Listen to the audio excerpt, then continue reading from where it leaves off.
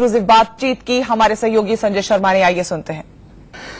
पश्चिम बंगाल में हिंसा रुकने का नाम नहीं ले रही है। पूरे बंगाल में आज काला दिवस मनाया जा रहा। हमारे साथ बातचीत के लिए मौजूद हैं पश्चिम बंगाल भाजपा के प्रभारी राष्ट्रीय महासचिव कैलाश विजयवर्गीय।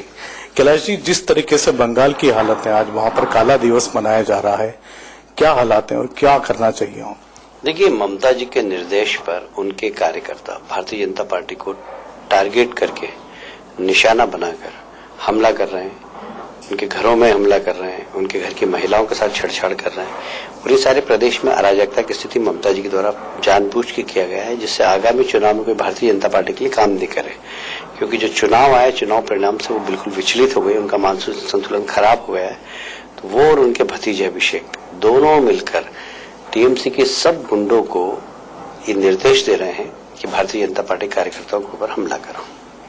तो पिछली रात में जिस तरह की घटना हुई, 5 कार्यकर्ताओं को मारा गया, वहां पर ममता बनर्जी को, सरकार को वहां पर गृह मंत्रालय ने नोटिस भी भेजा है। क्या आपको लगता है कि वहां पर अब वक्त आ गया धारा 356 लगा दिया जाए, राष्ट्रपति शासन लगा दिया जाए बंगाल में? देखिए, हम लोग किसी भी चुनी हुई सरकार के खिलाफ कभी भी ये नहीं सोचते कि इसका समय सीमा कम हो। 5 साल पूरा उनको शासन करना चाहिए। पर यदि बंगाल जैसे हालात रहे जहां पर कि लॉ एंड ऑर्डर बिगाड़ने का काम सिर्फ मुख्यमंत्री करे, तो मैं समझता हूं इसके बारे में निश्चित रूप से विचार किया जा सकता है।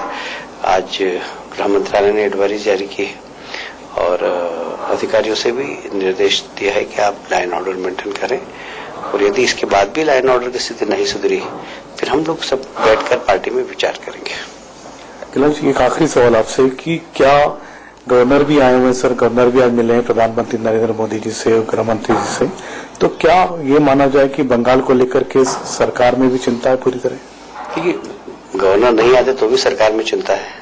अगर वहां पर तूफान आया था तो मोदी जी ने फोन किया था, वो बात दूसरी है कि ममता जी ने फोन नहीं लिया। उसके बाद भी केंद्र सरकार ने जो आवश्यक सेना को अलर्ट करने की और हेलीकॉप्टर देने का काम था वो किया।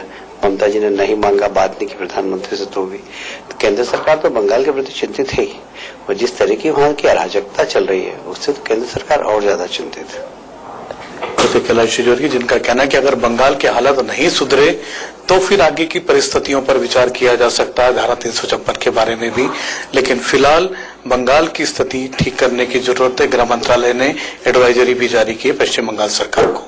कैमरामैन पिंकी के साथ संजय शर्मा, इंडिया न्यूज दिल्ली।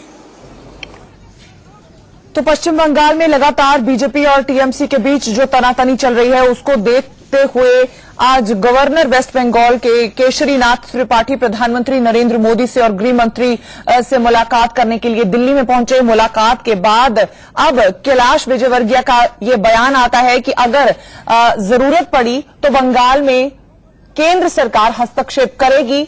तो कहीं ना कहीं ये डेडलॉक जो दोनों टीएमसी और बीजेपी के बीच चल रहा है, वो थमने का और रुकने का नाम नहीं ले रहा है, जिससे हालात कंट्रोल में आते नजर नहीं आ रहे पश्चिम बंगाल में, और ये खिंचाव और ये तनाव और ज्यादा बढ़ता नजर आ रहा है।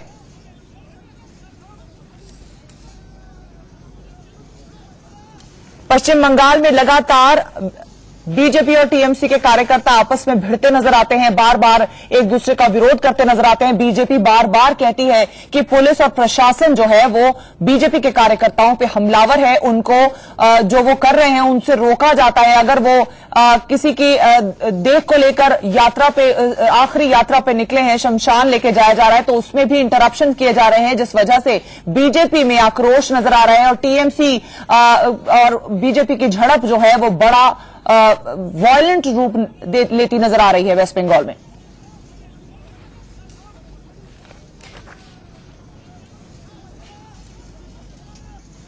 और अब सीधे लखनऊ का रुख कर लेते हैं, जहां योगी